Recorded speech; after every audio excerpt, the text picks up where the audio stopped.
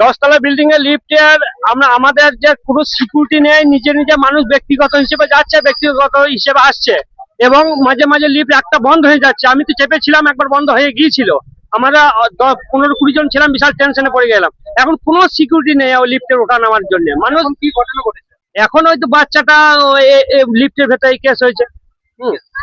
ওই বাচ্চাটার নাম ছিল, একজন এসে ওকে ধরেছে। হ্যাঁ, ছিল তো হানি ওই লিফটে 10তলা বিল্ডিং এ, সদর হসপিটাল, সিবি সদর হসপিটাল লিফটে 10তলা বিল্ডিং। হ্যাঁ, পুলিশ এসেছে। হ্যাঁ, নিয়ে ওনাদেরকে জিজ্ঞেস করুন, ওরা বলতে পারবে। আমি নেমে এলাম, নিচে শুনলাম। প্রচন্ড খারাপ জিনিস এইটা। হসপিটালে যেতে এরকম কাণ্ড হয়, তাহলে আমাদের আর কোথায় সেফটি পাবো একটু বলতে পারবেন? হসপিটালের মধ্যে, লিফটের মধ্যে যেতে একটা বাচ্চা 10 বছরের নয়, 7 বছরের মেয়ে যেতে এরকম ধর্ষণ হয়, আর কোথায় কি সেফটি পাবে মানুষ একবার আপনারা ভেবে বলুন। কোথাও সেফটি আছে কি? কোথাও সেফটি নেই। তাহলে আর কি সেফটি পাবো বলুন? তাহলে এখানে প্রশাসন বা হসপিটালের সুপারদের এদের কিছু একটা ব্যবস্থা নেওয়া উচিত। এসব এই ধরনের গুন্ডাদের হাত থেকে মানুষকে বাঁচানোটা উচিত। আমার নাম রাজু বাগদি। আমার পেশেন্টে যেমন মা ভর্তি আছে, এবং ভেতরে যে খুব ভালো চিকিৎসা হচ্ছে তাও হয়নি। আমার পেশেন্ট ভর্তি আছে, একবার দুবার করে বলতে গেলে আমার ধরপড় করছে, পেশেন্ট আমার ধরপড় করছে, মানে ডায়রিয়া পেশেন্ট। ওই এমার্জেন্সি যা দেখেছে, তারপরে কোনো ডাক্তার একবার এসেছিল, কোনো চিকিৎসা নেই। কিন্তু নিয়ম চরম, মানুষকে উঠতে দেবো না, নামতে দেবো না, বসতে দেবো না, অথচ নিয়ম প্রচন্ড আছে, ঠিক আছে, কিন্তু চিকিৎসার দিক থেকে একদম বাজে। কোনো পরিষেবা নাই পেশেন্টের, একটুকু পেশেন্টের পরিষেবা নাই, কোনো পেশেন্টের পরিষেবা নেই। সিস্টার দিকে বলতে গেলেও আমাদেরকে চিকিৎসা হয়ে যাচ্ছে হচ্ছে, এবং ডাক্তারদেরটা বলাই যাবে না।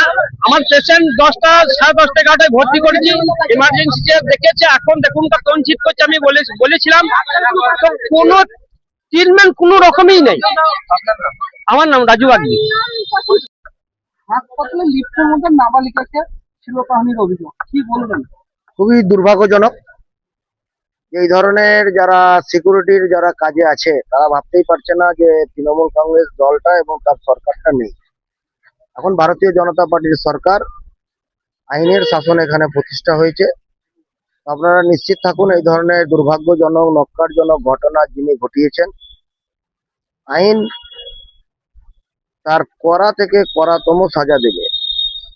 আর সুপার সাহেব, ওনাকেও আগ্রহ করব এই ধরনের ঘটনার একদম নিরপেক্ষ তদন্ত করে, যে সিকিউরিটি এজেন্সির মাধ্যম দিয়ে যারা কাজ করছে, এবং যে দোষী ব্যক্তি, তার সাজা, তার নামে এফআইআর করা, যাবতীয় আইনের যা কাজকর্ম আছে আপনি তাড়াতাড়ি করুন। বিগত দিনেও এক মহিলা যে ওয়ার্ডে থাকে, আমরা সেই কমপ্লেন পেয়েছিলাম। কোনো একজন নাম আছে, নামটা ভুলে যাচ্ছে এই মুহূর্তে, তাকে 7 বছর ধরে বিভিন্ন প্রলোভন দেখিয়ে 7 বছর ধরে তার সাথে সম্পর্ক স্থাপন করেছিল, এবং জোর জবরদস্তি বিভিন্ন রকম। সেই সংশ্লিষ্ট মহিলা উনি থানায় অভিযোগ করেছেন। দোষী ব্যক্তি এখন জেল কাস্টডিতে আছে। এই ধরনের ঘটনা ঘটতে দেওয়া যাবে না, আর এই ঘটনা আগামী দিনে আর ঘটবে না। তার জন্য সুপারকে আবারও আগ্রহ করছি যে উনি দোষী ব্যক্তির বিরুদ্ধে আইনি পদক্ষেপ গ্রহণ। পরিবারের লোক অভিযোগ করছে যে লিফটে কোনো সিকিউরিটি বা লিফটম্যান না থাকার কারণে এই ঘটনা। আমরা বিগত দিনে গেছিলাম, দেখেছি। এখন স্বাস্থ্যমন্ত্রী হয়েছে, আমরা রাজ্য সরকার তথা সিউড়ির বিধায়ককে ঘটনাটি জানিয়েছি। ওনারা নিশ্চিত যে দ্রুত ব্যবস্থা ওনারা গ্রহণ করবেন।